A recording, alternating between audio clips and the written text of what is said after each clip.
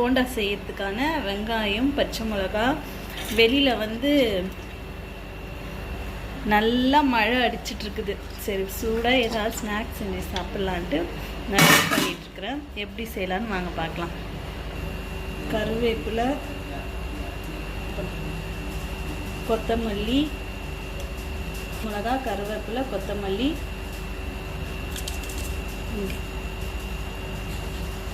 பெருங்காயத்தூள் கொஞ்சம் போட்டுக்கலாம். கொஞ்சம் கடலை மாவு. நல்லா நம்ம வந்து போண்டா பதத்துக்கு, தோசை மாவு இருக்கக்கூடாது, சப்பாத்தி மாவு மாதிரி கட்டியாகவும் இருக்கக்கூடாது. ரெண்டுத்துக்கும் நடுவில் ஒரு போண்டா மாவு பதத்துக்கு. உப்பு தேவையான அளவு,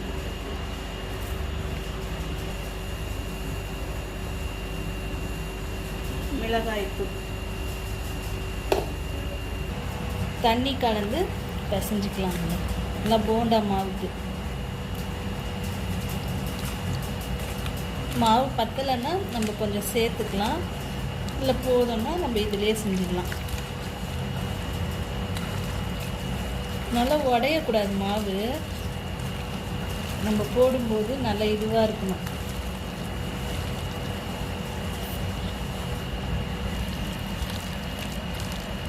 இந்த அளவுக்கு பிசைஞ்சா போதும். இப்படி உண்டை பிடிச்சி போட்டால் இந்த மாதிரி வரணும்.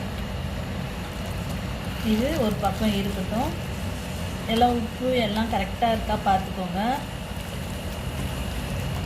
இப்போது பஜ்ஜி செய்யறதுக்கு மாவு ரெடி பண்ணிக்கலாம். தேவையான அளவு உப்பு,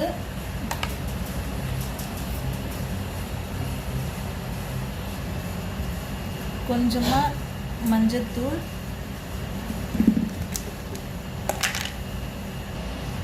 கொஞ்சமாக மிளகாத்தூள், தண்ணி சேர்த்து நல்லா தோசை மாவு பதத்துக்கு நல்லா திக்காக இருக்கணும். பிசைஞ்சிக்கலாம். உருண்டை இல்லாமல் நல்லா பிசைஞ்சிக்கலாம்.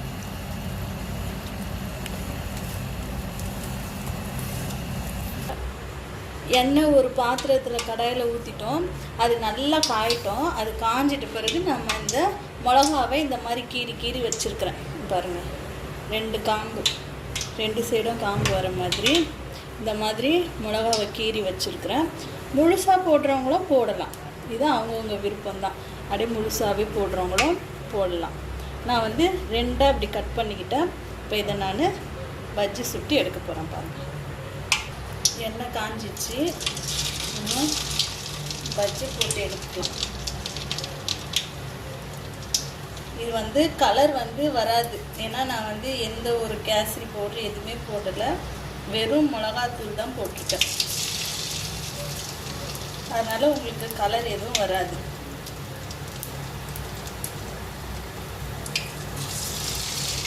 பாருங்க, சுட சுட பஜ்ஜி ரெடி. மிளகா பஜ்ஜி.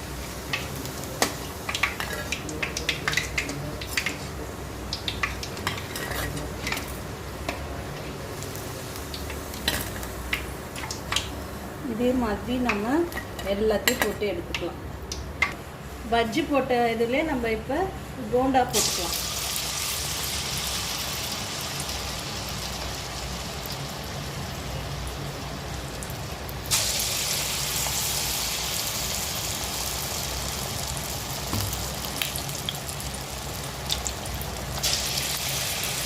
ஒன்றுமே இல்லை, இப்படி மாவு இப்படி எடுத்து அப்படியே போட்டுற வேண்டியதுதான்.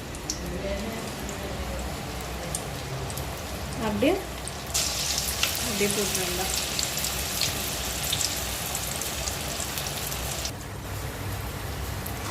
இது வந்து அடுத்த பேட்ச், அது எடுக்கும்போது நான் வீடியோ எடுக்கலாம். பாருங்க, நல்லா செவக்கட்டும்.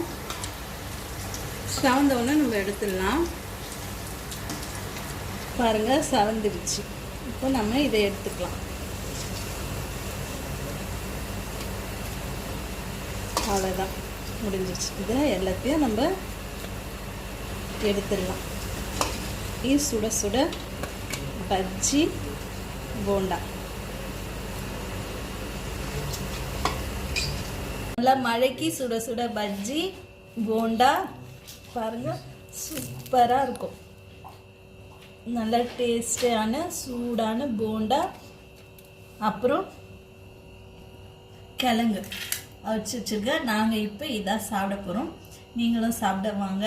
இந்த வீடியோ பிடிச்சிருந்தா மறக்காமல் லைக் பண்ணுங்கள், சப்ஸ்கிரைப் பண்ணுங்கள். நீங்கள் மழை காலத்தில் என்ன மாதிரி ஸ்நாக்ஸ் செய்வீங்கன்ட்டு மறக்காமல் கமெண்ட் பண்ணுங்கள்.